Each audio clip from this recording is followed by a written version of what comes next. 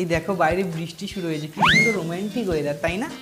আরে রোমান্টিকে নিকুচি করেছে, তুমি আগে ছাদে যাও, জামা কাপড়গুলো সব ভিজে গেল, যাও যাও তুলে আনো। দেখ কি গো, আজ বৃষ্টি হচ্ছে, একটু গরম গরম পকোড়া বানিয়ে দেবে? আমাকে বলছো কেন? এই বৃষ্টি হচ্ছে, চলো না গো দুদিন মিলে একটু ভিজি। তুমি ভেজো, আমার কোনো ইচ্ছে নেই। তুমি না একদম আনরোমান্টিক। এই দেখো মেয়েদের সমস্যা তুমি কি করে বুঝবে? বৃষ্টি মানেই রোমান্টিক আবহাওয়া, কিন্তু আমার চুলের পক্ষে সেটা একদমই না। কয়েকদিন আগেই আমি বৃষ্টিতে ভিজেছিলাম। এই বৃষ্টি, ঘাম, হিউমিডিটির কারণে আমার হেয়ারটা রাফ আর ফ্রিজি হয়ে গেছে। তাহলে তো তুমি ফ্ল্যাক্সিড জেল ইউজ করতে পারো। দেখো বাড়িতে ফ্ল্যাক্সিড জেল বানানো অনেক ঝামেলা আর সময় সাপেক্ষ। আরে বাড়িতে বানানোর দরকার নেই, ওয়েট, না তুমি এটা ইউজ করো।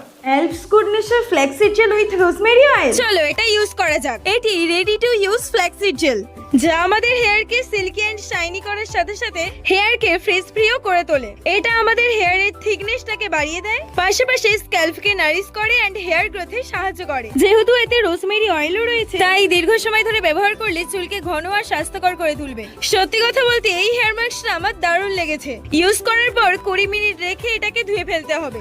আর এই দেখো এখনই আমার হেয়ারটা কতটা শাইন করছে।